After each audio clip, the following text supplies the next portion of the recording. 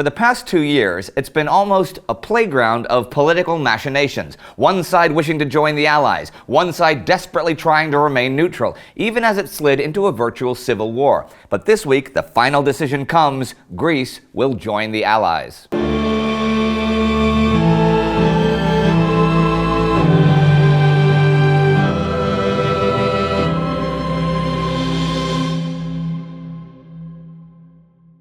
I'm Indy Nidell. Welcome to the Great War.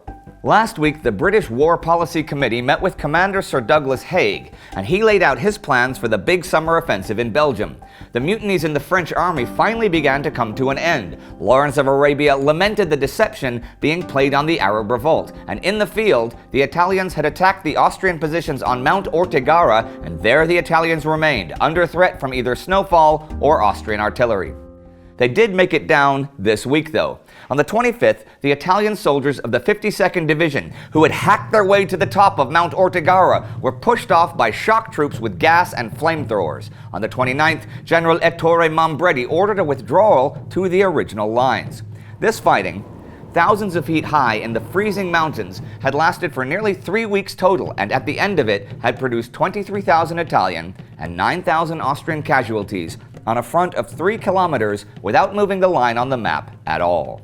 One offensive that would hopefully move the line hundreds of kilometers was in its final planning stages. In Russia. You might not think it, but in Russia in these months following the February Revolution, there was a heady spirit of positive energy. Former Army Chief of Staff Mikhail Alexeyev, who was still a fairly important advisor to the provisional government, thought of turning that energy into a military offensive. Minister of War Alexander Kerensky, following proper channels, had insisted that the Duma, as the people's representatives, be a full part of the process. At a secret Duma session in mid-June, the government had presented its military idea. A couple of the goals laid out were to prevent more revolution at home by showing the provisional government to be militarily capable, and to show Russia's value to its allies, which would bolster Russia's place in any post-war peace conference.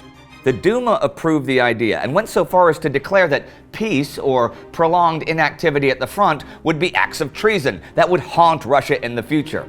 The Congress of Soviets of Workers and Soldiers delegates, in session since the 16th, voted its support for the plan and the provisional government.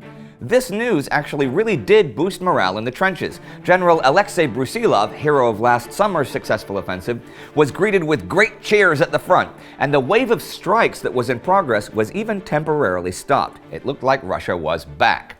However, all this enthusiasm made for seriously hasty planning. The Russians were supposed to launch an attack on the German and Austrian positions within 2 weeks of the Duma's approval, July 1st.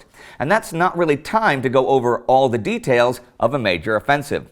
There also didn't seem to be any clear operational goals, Like, what was this offensive supposed to actually accomplish besides showing that the Russians were willing to continue the fight?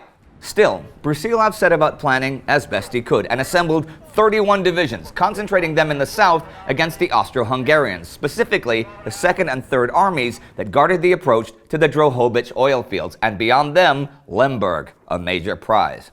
He was, as many others were, worried about groups like the Bolsheviks, whose radical propaganda had influenced many soldiers and even some officers. The Bolsheviks wanted an end to the war, a capitalist imperialist struggle that had nothing to do with Russian interests. And there were military commanders who were worried that their men might not obey orders, or worse, would turn their guns on their own officers. And though the troops' morale had improved, there were still loads of instances of indiscipline and even fraternization with the enemy. In his speeches, Kerensky had linked the future of the provisional government with the success of the army, and as Minister of War, he was now personally linked with the success of the coming offensive. There were other issues as well.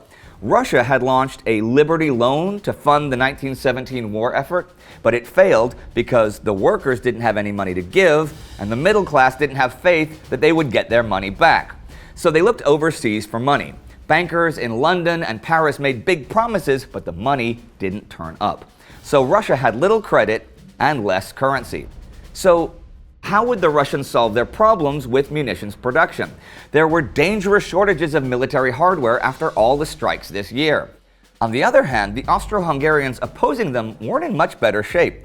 Their units were below strength, short on weapons, and short on morale. So the week ends with the Russian steamroller getting ready to again go into gear to hopefully repeat the successes of last summer. And part of that Russian army that was heading for the front this week was the Women's Battalion of Death, led by Maria Boshkareva, the first of its kind in the world. It was comprised entirely of women trained by Boshkareva, who was already a decorated Russian war hero.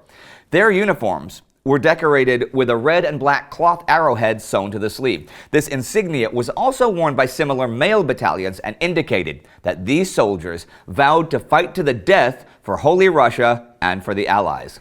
Thousands of people turned up to pay their respects to the battalion on its march to Petrograd's Warsaw Station to head to the front. But there were plenty of people that were not so enthusiastic.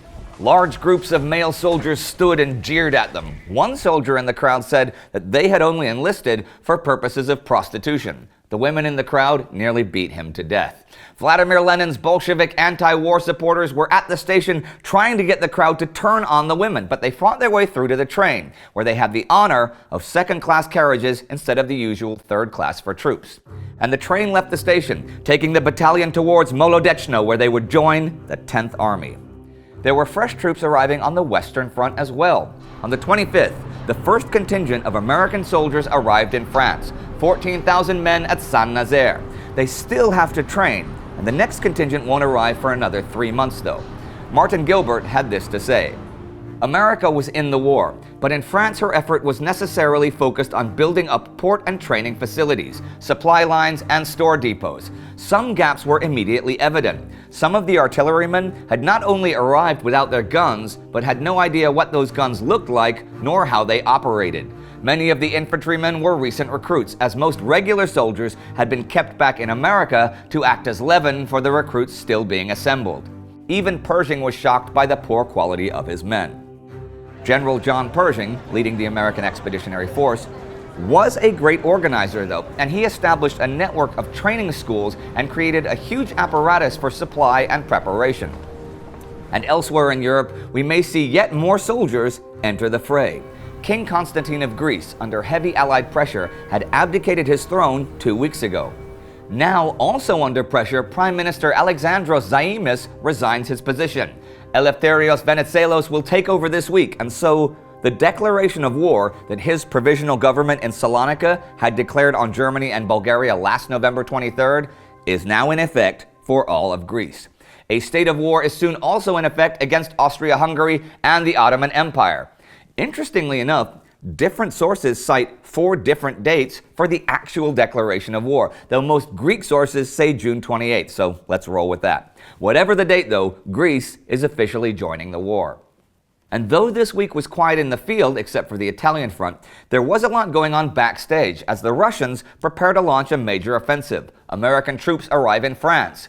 Greece gets a new prime minister. And on the 28th, General Edmund Allenby officially succeeds Sir Archibald Murray as commander of the British forces in Egypt. And the Women's Battalion of Death heads for the front lines to fight. We've talked a lot about Greece and its participation in the war over the past few months, so I'd like to look more at the Women's Battalion to end today.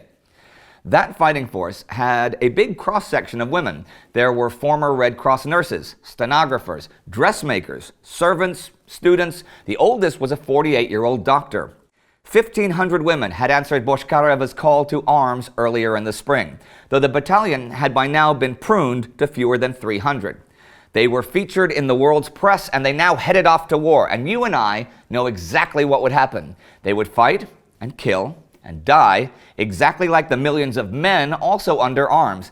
And it wouldn't, in the end, make any difference if they were male or female, because, after all, they were just more bodies for the slaughter. If you're still curious about Greece in the First World War, you can check out our recent episode about King Constantine right here. Our Patreon supporter of the week is J. Michael. Support us on Patreon to make this show better and better and better, and you'll get cool perks in return. Don't forget to subscribe. See you next time.